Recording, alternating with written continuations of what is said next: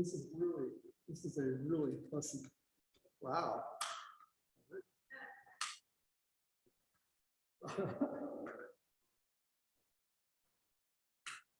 You got it. Hey. Thank you, Angeli. The flame of the chalice represents the light of truth and the warmth of being here in community. Now we have a story for all ages read by Kathy.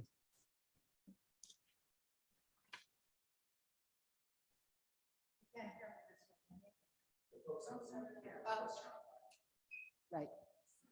Thank you. Just because I want you to see the pictures, but maybe you'll see them later. This is called What Do You Know? It's by poet Araceli Girmay and her sister Ariana Fields. Araceli wrote the words and Ariana made the images, and I'll just show you to the best of my ability. Can you see it all? Oh, cool, great. When love comes to the well and asks, what do you know? It says, I know thirst, I know abundance, I know depth, I know darkness.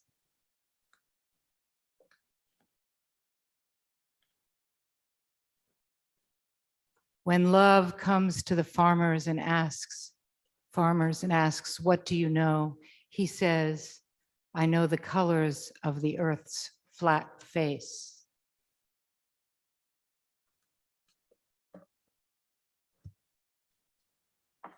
She says, I know work and weather and the hands of the sun and rain.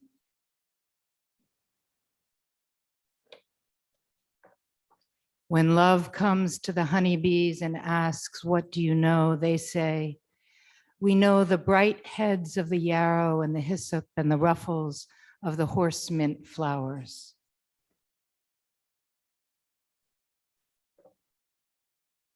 And we know the hexagon and the color gold. We know the black bear's hunger for honey.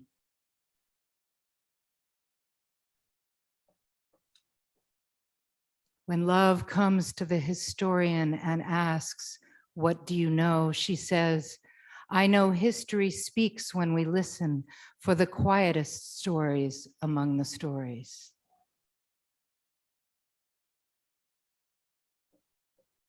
I know the call of the monkey and the breath of the bear. Oh, I'm sorry. When love comes to the forest and asks, what do you know? It says, I know the color green and the color brown and the billion creatures and creature sounds. I know the call of the monkey, the breath of the bear, the red of the ants and the shade's dark gown. And I know the musk we make when the rain comes down.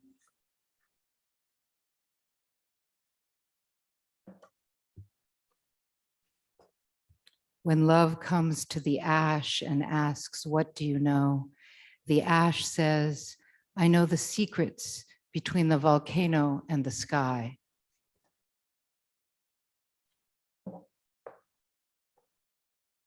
It says, I know wandering and I know the language of fire.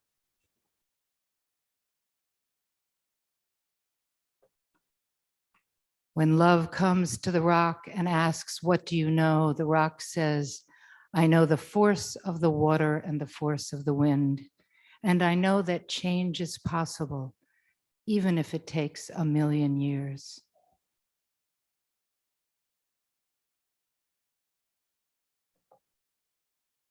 When love comes to the goats and asks, what do you know?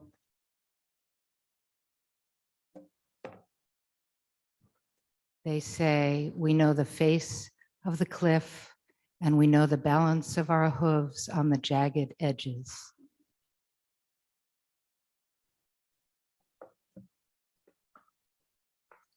When love comes to the fruit bats and asks, what do you know? They say, we know the sweet of the fruit and the heights of the trees.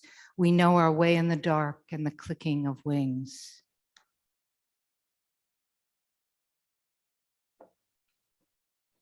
When love comes to the seven sisters and asks, what do you know? They say, we know the silence of outer space and the vastness of the deep, dark night.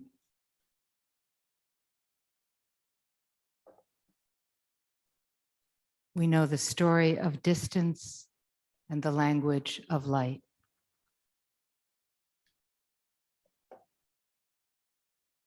When love comes to courage and asks, "What do you know?" Courage says, "I know speaking, even though I am afraid, and know the daily work of keeping on."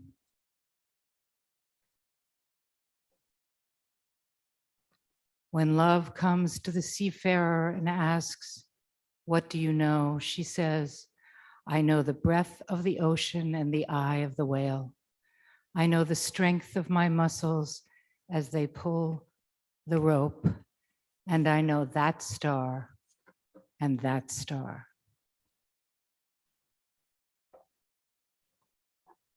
When love comes to the land and asks, "What do you know?" the land says, "I know the joy of going on and on and on. And I know the laughter of children who run below the birds and the heels and toes of the elders who planted the seeds. I know the ancestors and their ancestors' dreams, the hoping song that is brown and the hoping song that is green.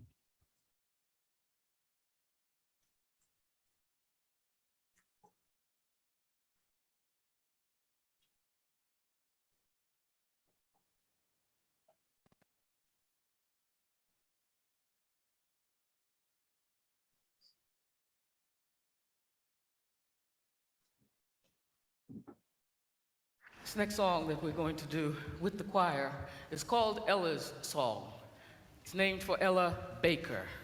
Ella Baker was a staunch fighter, a staunch advocate for young people and their involvement in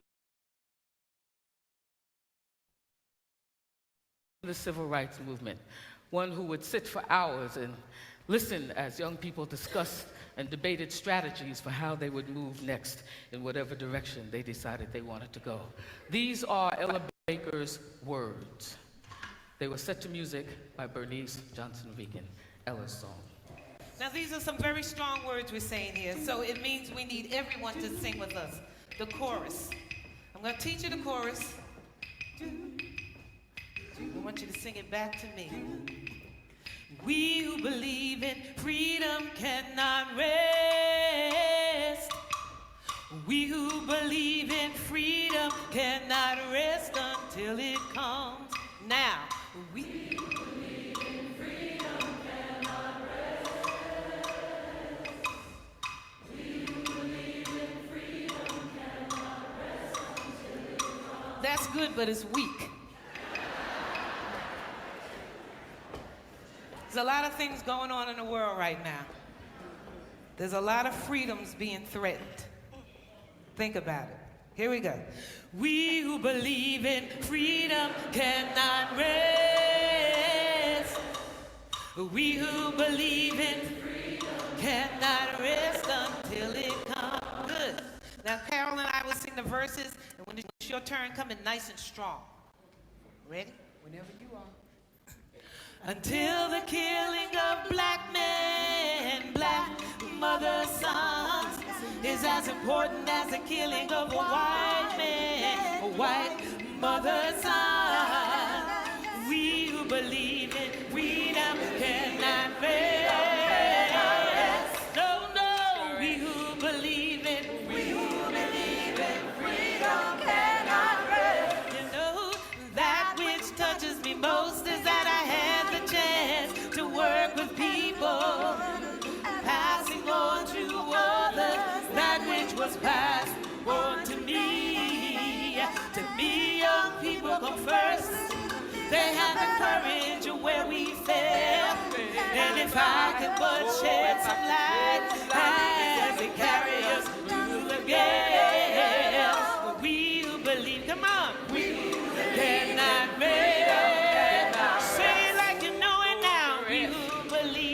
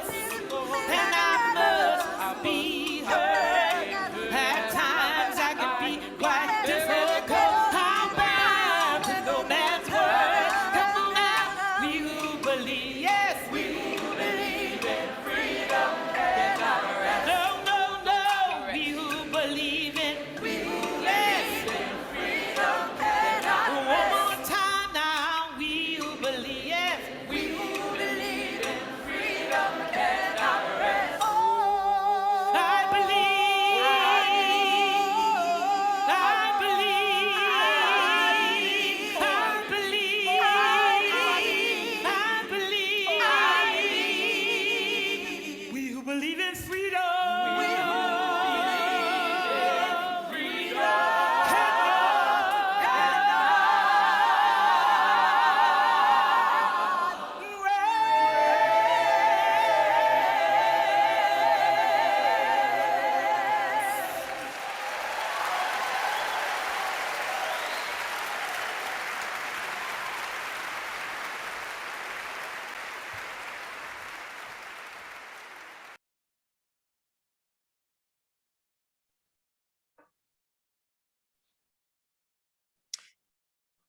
We support the work of this congregation in many ways.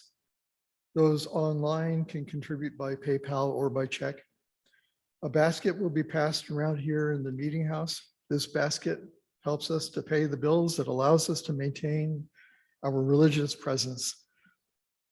Your generosity is reflected in the ways that we are able to show up in our community for justice and community care. There are baskets at the back table for our Helping Hands Fund, which provides support to local organizations, and our Minister's Discretionary Fund, providing support to individuals in need. You can donate while Stephen plays Blackbird by Paul McCartney.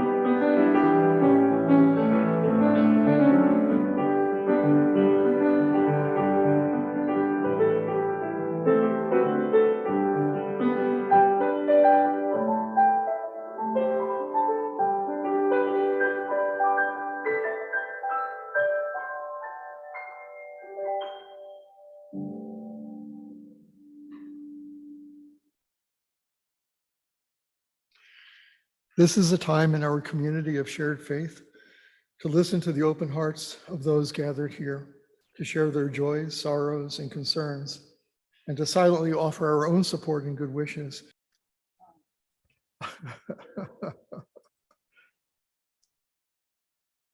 Thank you. Kathy Engel will now share words from Ava Naguera, and immediately afterward, we will have a short period of silent meditation. Kathy?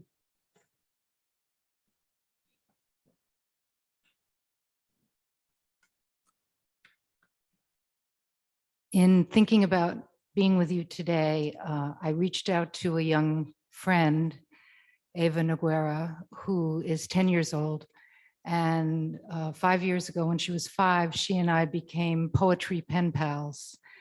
And over months of back and forth, and sometimes in person, she lives in Los Angeles, I found that I was a pen pal with a visionary, an amazing young healer, seer, guide. And so I told her what I was trying to do today, or hoping to do, and asked her, said that there was a time for prayer and meditation, and would she send me a fragment, a prayer, a meditation.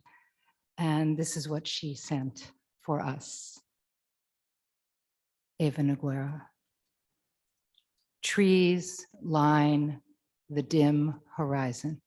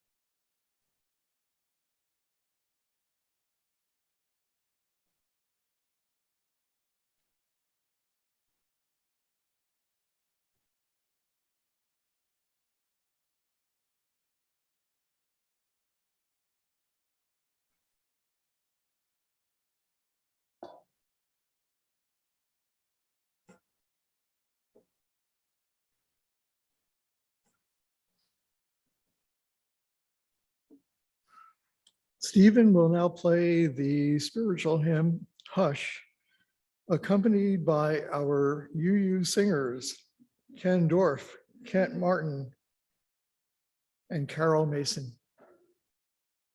Let's see, it's Hush is 1040 in your teal hymnal, and we will be doing all of the verses.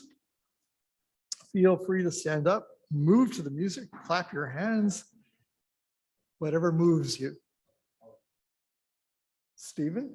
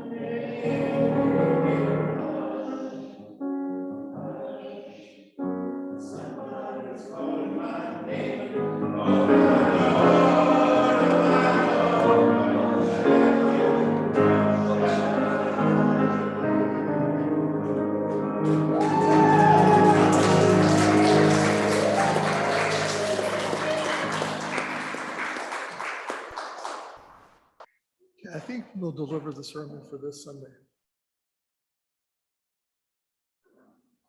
Thank you. That was beautiful. Wish I could sing. Next time. Blessing the Boats by Lucille Clifton at St. Mary's. May the tide that is entering even now the lip of our understanding carry you out beyond the face of fear. May you kiss the wind, then turn it, certain that it will love your back.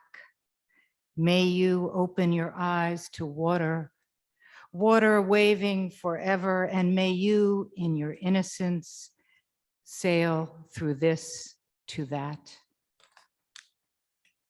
Good morning again. Happy Pride again. I want to thank again all those who made this service possible and keep us here. It's so good to see you, Reverend Kimberly. So good, right?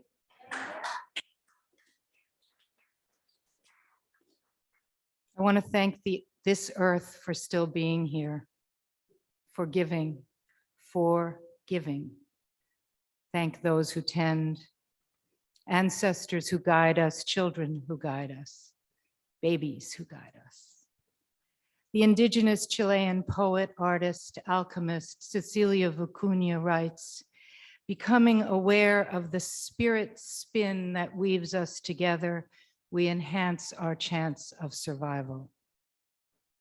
I'm grateful for the invitation to share thoughts with you today, to share questions, to worry words, as the late poet activist June Jordan described our work, to take a few minutes to savor the big question put to us that holds so many questions within it, a pomegranate of possibility. That in itself is a sacred gift.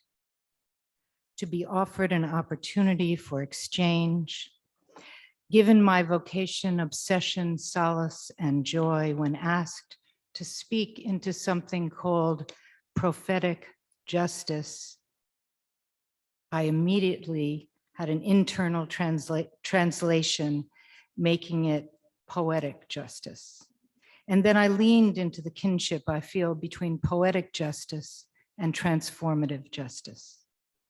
Any of these phrases is vast and amorphous, and also intensely specific, intensely personal when it comes to life, when it comes to what can happen in a moment, in a century, when it comes to memory and attempted erasure of memory, which is how tyranny thrives, when it comes to what matters most, when it comes to the stunning responsibility and gift of breath. Prophetic, poetic, transformative, I continue to ask myself how to talk about the everything in any kind of meaningful way. Because what is not involved when it comes to the question of justice? Dr. Cornel West famously tells us justice is what love looks like in public. And love, our recently departed Black feminist visionary thinker and writer, Bell Hooks, reminded us, is a verb. And how do we live that verb, that knowledge, when we embrace its meaning fully? When love comes, what do you know? How do we live love and justice with the complexity and unsettlement that, say, theorist Donna Haraway writes when she invites us to stay with the trouble? It's uncomfortable, right? It's difficult. And I suggest joy-filled, the seeking and making day by day of something we are calling justice. And how does it dance with the idea of liberation? How does it language? How does memory through language, living archive, bring alive more justness? By not forgetting, the opposite of remember is dismember. Araceli Girmay, again, in the Black Maria, writes these lines, and so tenderness I add to my action. And so tenderness I add to my action. I suggest tenderness is essential for any notion of justice, to tend. What do any of us mean when we say the big word justice? Today, how do I stand here in the colonial township of Southampton on the stolen lands of the Shinnecock, Korchog, Montaukett peoples, where most who work here cannot afford to live? Where a dear friend of my family who grew up on this road, this very road, was assaulted, harassed by the local laundromat owner last summer for being Black and female and young. And the trial on that case is coming up this coming Friday. And perhaps for being beautiful. How do I talk about justice while living on nearly 2 acres in Sagaponack, zooming in to share my words in a poetry reading for Gaza, while my younger brother poet, Mossab Abu Toha, endures that war day after day?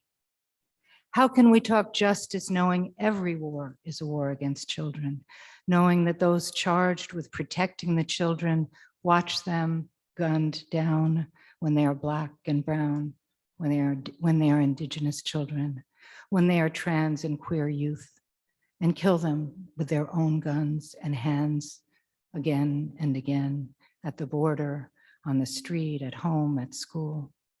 How to talk at all when meaning is twisted and chewed up? Last summer, I wrote The Unmarked Graves of Indigenous Children, 2021. I'll read you just an excerpt from this poem. You all know the story of the graves, the unmarked graves, and the thousands.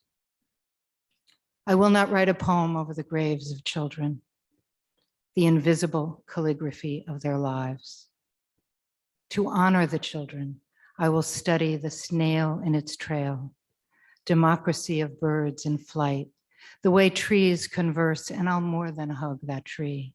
Will stroke and hold as long as I can, awkward, unknowing, reverent, mother of all mimosas growing in all directions, pink puffs so luscious they could gag a cynic. Give me a language for the stem that loves the root fully, that holds the stem with all that is sacred. The only way I can do anything in a system that is, as many have said, a ruins, not in ruins, but a ruins, is to search, listen into and speak as honestly as I can dare and you can bear, with humility. That is the poetry of justice, and perhaps the justice of poetry. To treat language as possibility and transformation, I can only dig deep into the dissonance I live inside, what my daughter Ella calls the mouth of the monster. to be willing also to change my mind, perceive differently, to be wrong, as my then 2-year-old great nephew exclaimed last year when mistaking one person for another, picking him up at daycare. When he was corrected, he raised his hands in the air and with glee declared, "I'm wrong." I can only hope to learn to notice in detail, as scholar Alexandra Vasquez writes, to notice in detail, to cherish. What tenderness. Imagine a world we slow enough to notice in detail, the tenderness in that, to listen in detail, to taste, smell, touch, understand in detail. What would that world be like? To move towards fuller attention, to honor the sacred, to engage with all one's being. It would be harder to destroy, harder to dismiss, harder to deny, harder to actually believe we're separate, don't you think? In tussling with how to offer meaning today, an exchange with an extraordinary woman who was my student, graduating in 2020, and then and now my teacher, came to mind. Andrea Ambam, deeply in conversation with her Cameroon ancestry, describes herself as multi-hyphenate storyteller and writer. Andrea wrote a piece that summer, 2020, How Breonna Taylor's Death Reaffirmed My Commitment to Finding Justice in Abolition. And this is from her piece. The older I get, the less tangible the concept of justice feels.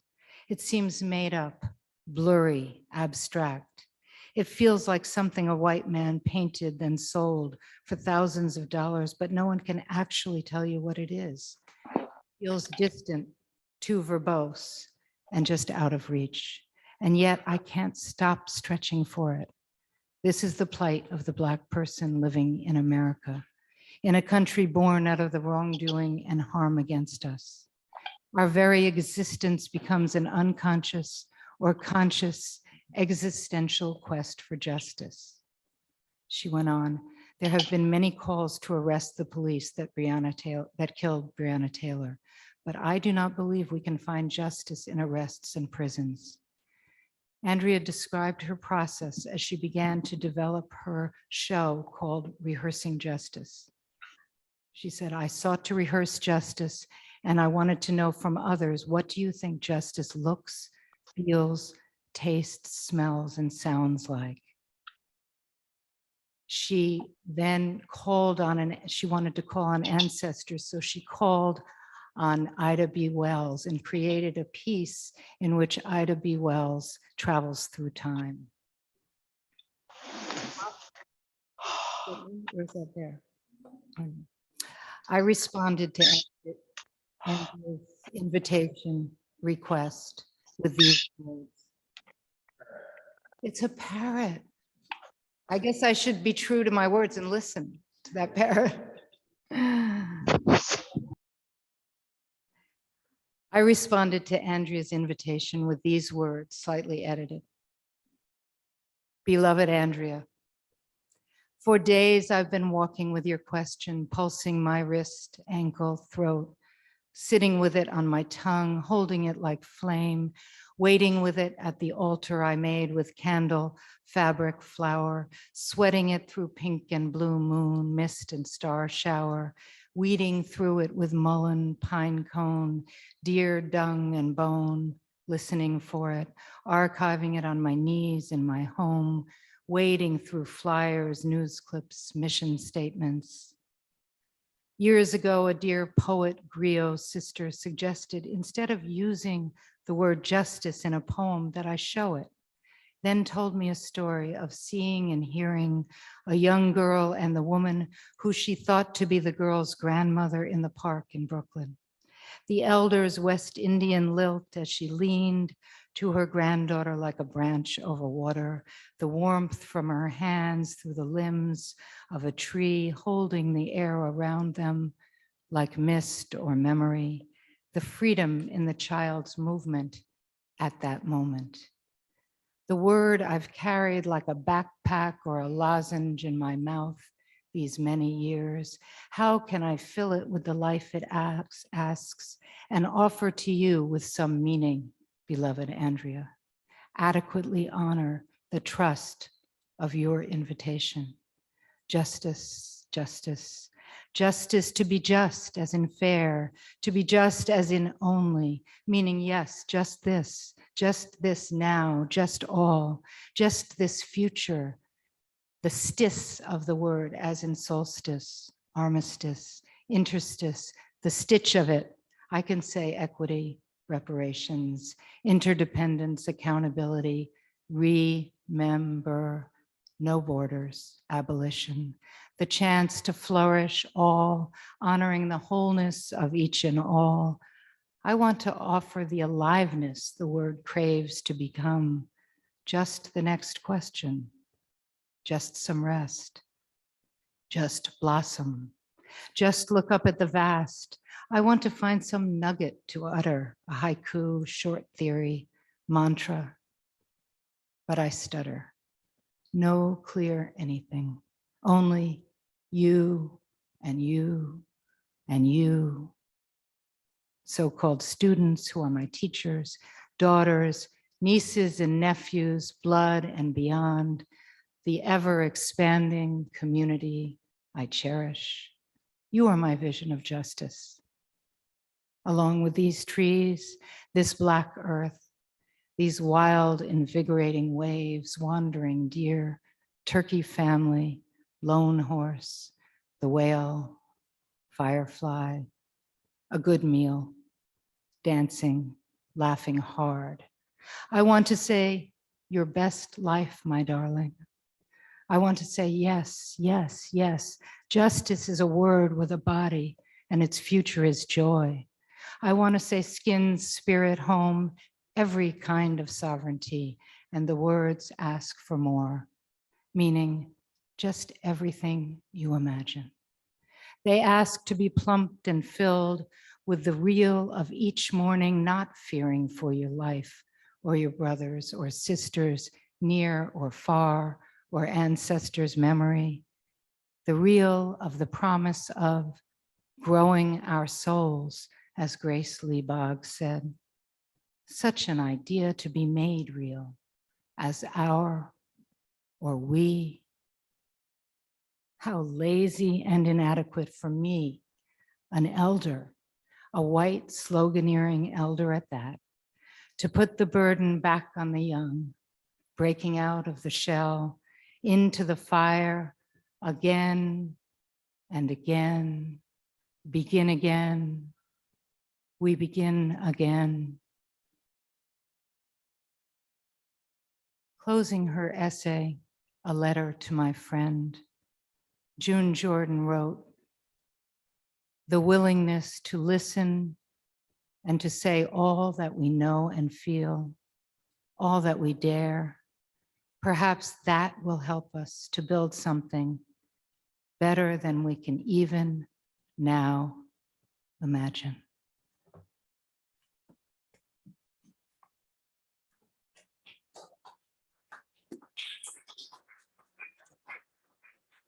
Thank you, Kathy.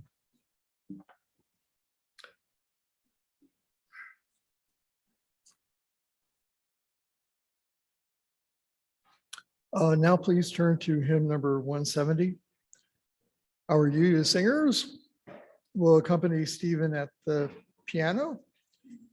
Number 170 is We Are a Gentle, Angry People.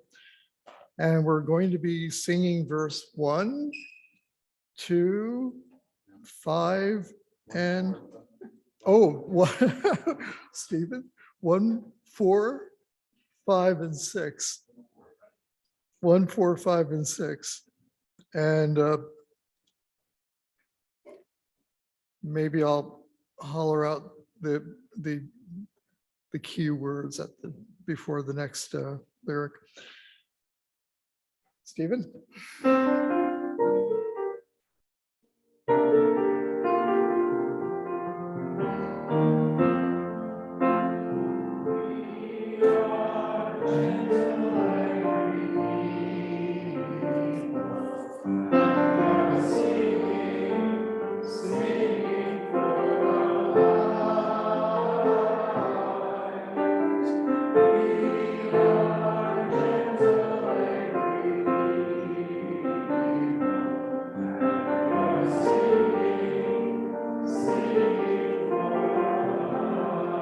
We are a land of many colors.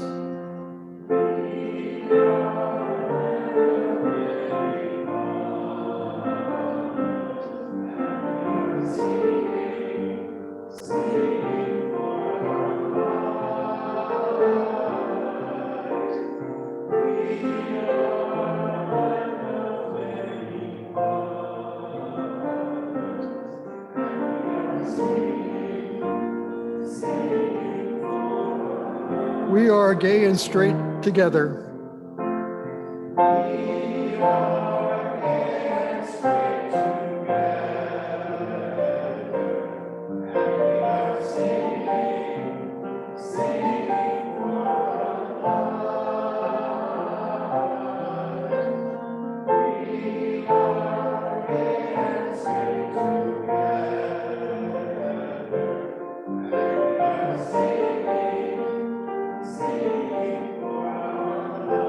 We are a peaceful, loving people.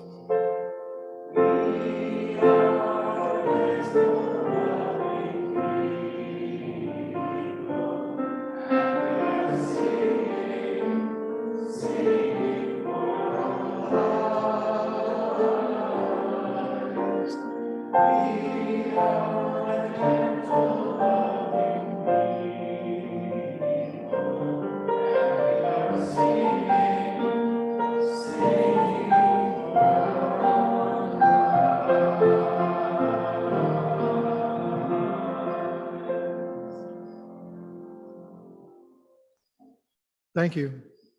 Closing words, Kathy?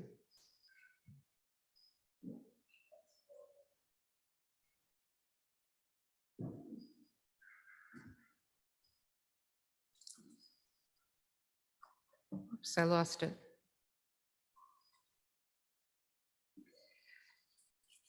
I'm going to share a poem by Mossab Abu Toha, this Palestinian poet who lives in Gaza. I met him in a Zoom reading last summer. And since this book came out and I recognized things you may find hidden in my ear, I recognized that it was he. We had begun a correspondence, but then we continued, and I began to share one of his poems with all my students at every possible time, and he asked me to document and send to him so that he would have a sense of that connection. Particularly, can you see the strawberries? Yeah, particularly striking image of strawberries. We love what we have. Mossab Abu Toha. We love what we have no matter how little. Because if we don't, everything will be gone. If we don't, we will no longer exist, since there will be nothing here for us. What's here is something that we are still building. It's something we cannot yet see because we are part of it. Someday soon, this building will stand on its own, while we will be the trees that protect it from the fierce wind, the trees that give shade to children sleeping inside or playing on swings. Thank you.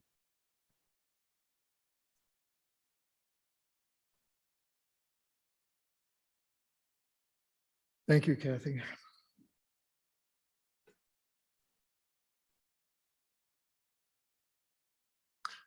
I'm told by Martha that we do have coffee and conversation after service ends, and it will be outdoors in the sunshine.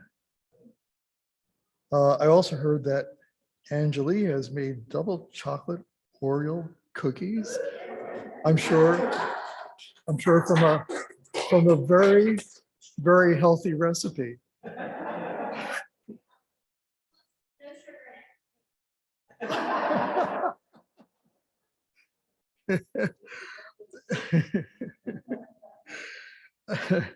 And Angeli will come up here and extinguish the chalice. as we say these words for extinguishing this flame. We extinguish this flame, but not the light of truth, the warmth of community, or the fire of commitment. These we carry in our hearts until we are together again. And Stephen will play our closing song.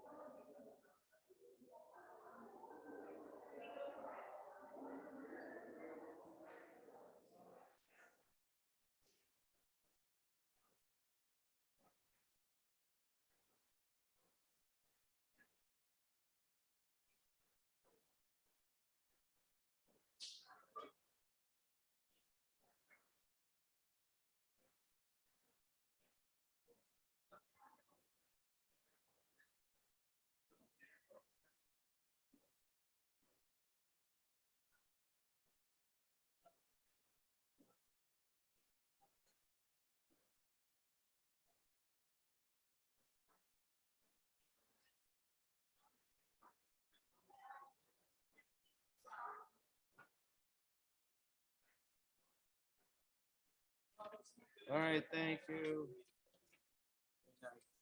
Thanks, sir. Thanks for this great singing. I love Hush. I loved everything, but Hush was really good. Yeah, that was really great.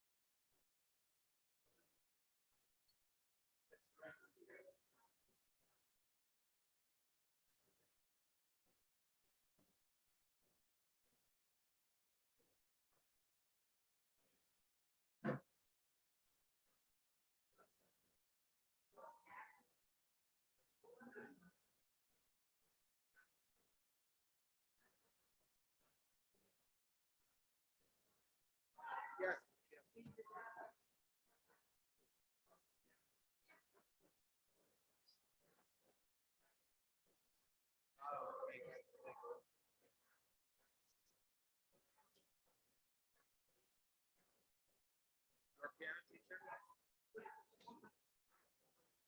Where's that? Oh, wow.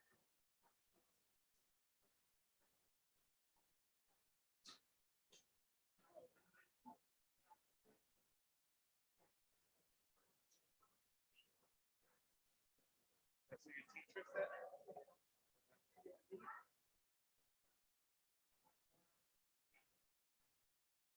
Say everything. But I think about it.